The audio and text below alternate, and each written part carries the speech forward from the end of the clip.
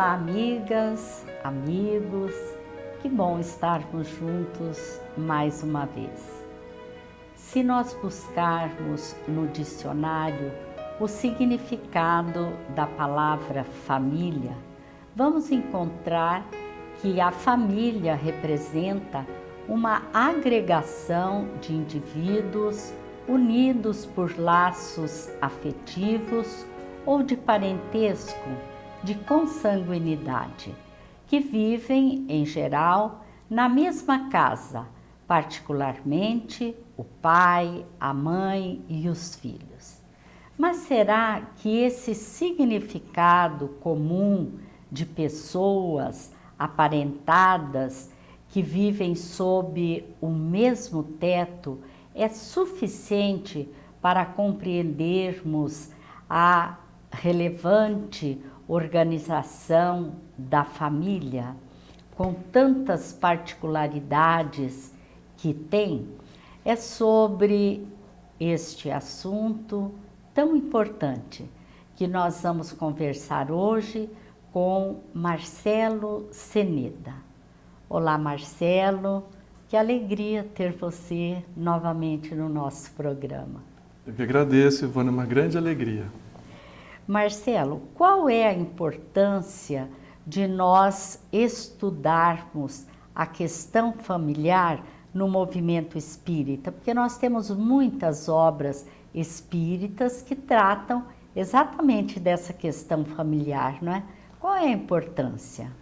Ivone, a importância sempre existiu, mas particularmente neste momento em que nós temos estudado e considerado a proximidade da transição planetária para o mundo de regeneração, em que a Terra deixará a condição de planeta de provas e expiações para um patamar mais elevado, é importantíssimo considerar que a família é a célula básica da sociedade. Então, o mundo melhor que nós queremos se apresentará quando nós conseguirmos tornar a nossa família melhor estruturada. Diante dos desafios da atualidade, é muito importante que nós tenhamos essa percepção de que jamais o mundo se tornará um local de melhor convívio, mais evoluído, se as famílias forem deixadas de lado.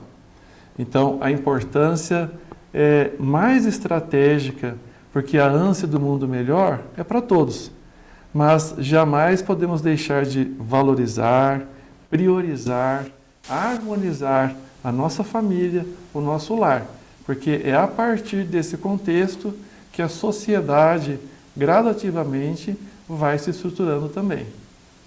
Certo. Marcelo, sabemos que na família há muitos desafios, né?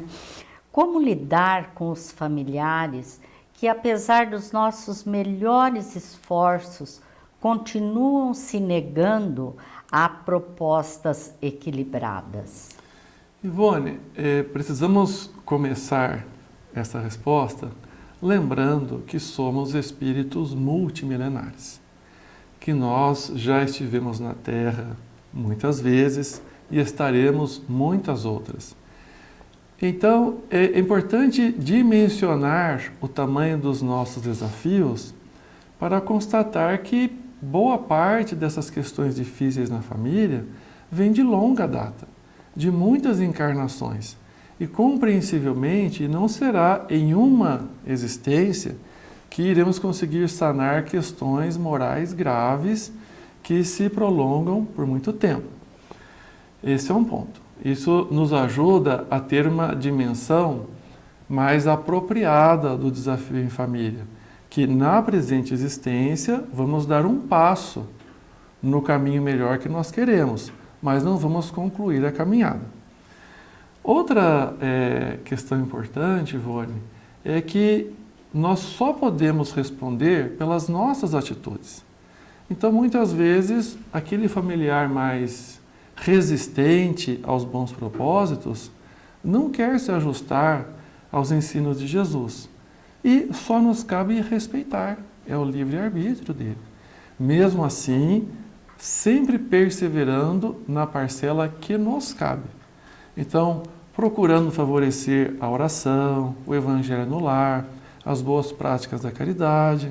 Se não houver a participação daquele familiar nas nossas boas propostas, pelo menos estaremos atendendo ao nosso dever individual e proporcionando bons exemplos.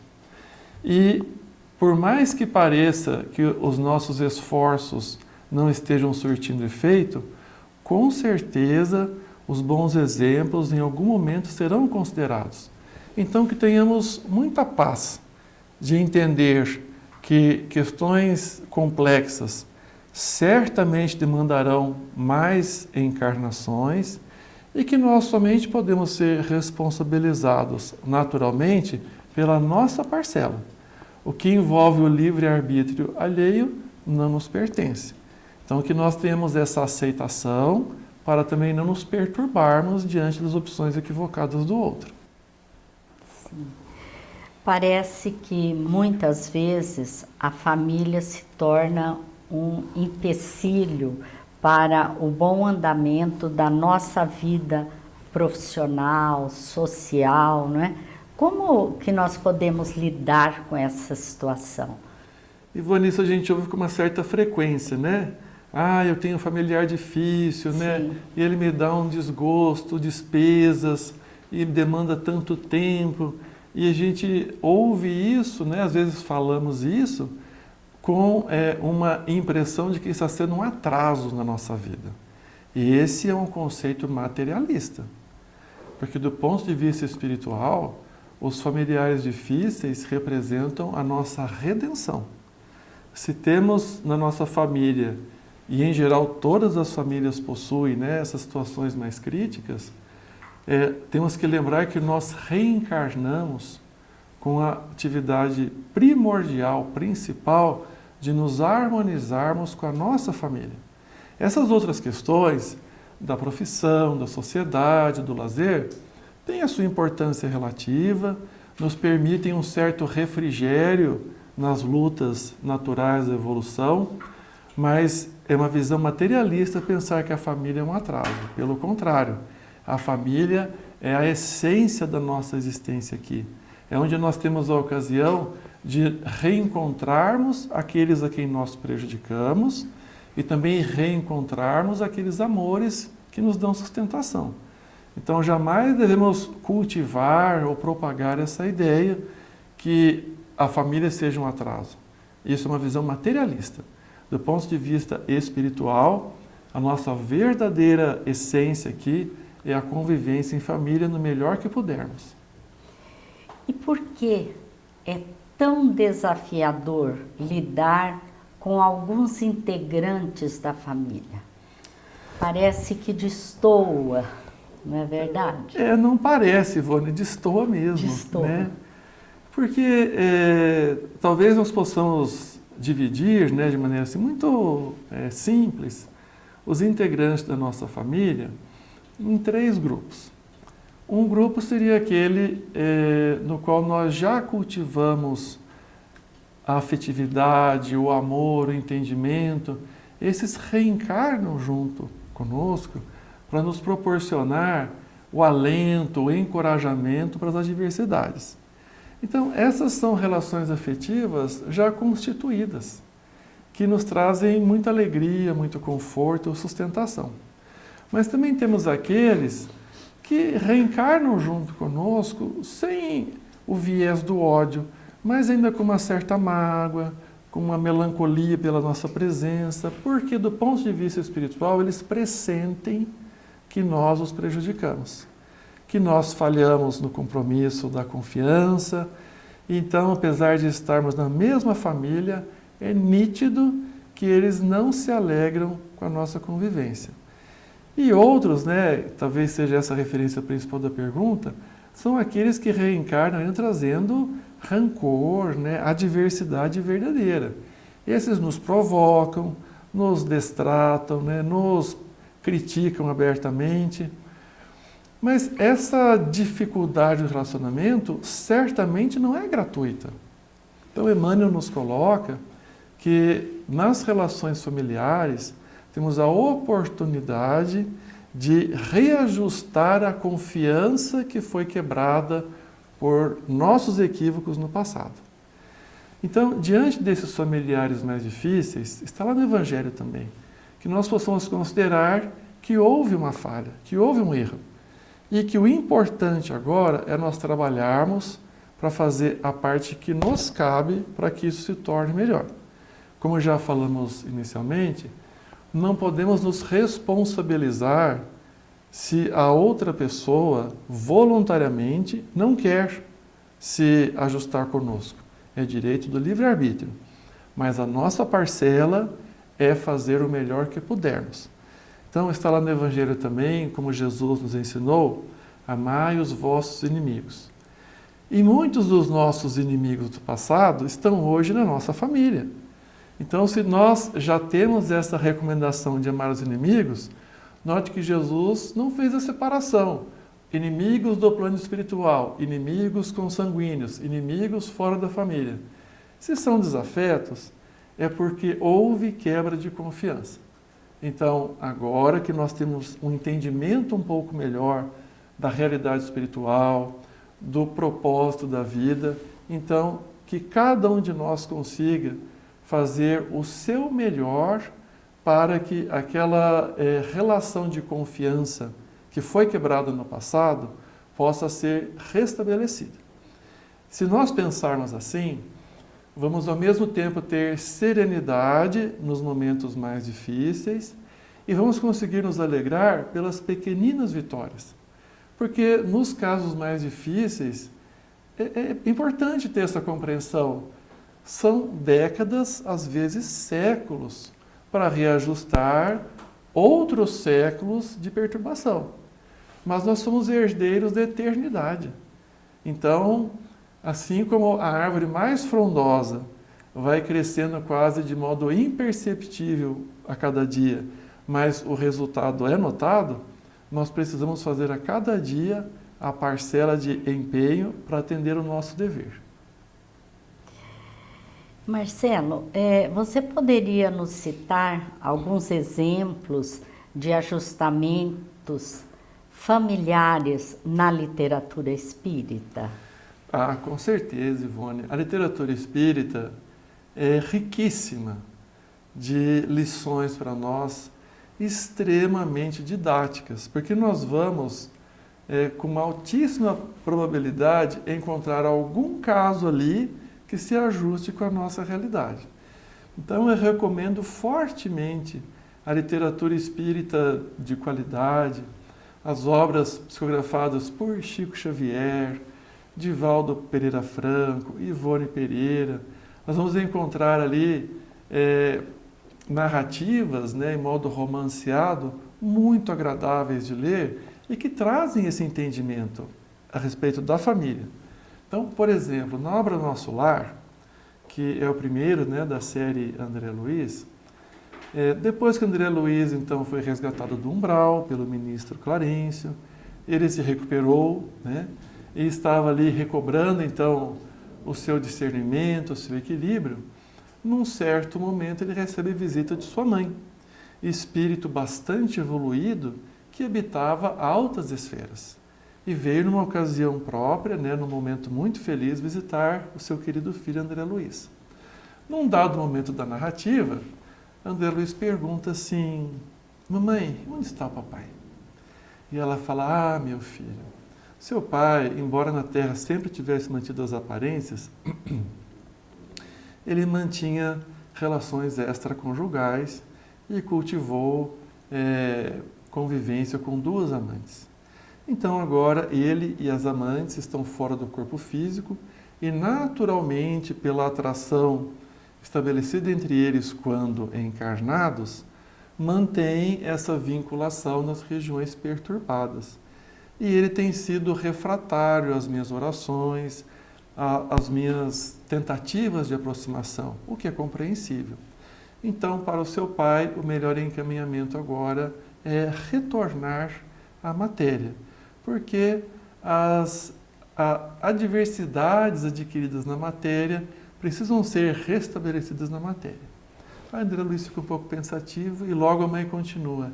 E eu, meu filho, seguirei logo após o seu pai, para novamente ser esposa dele e receber as duas amantes como filhas do meu coração, com o propósito de encaminhá-las para Jesus. Então, quando vemos essa passagem, é muito marcante, né?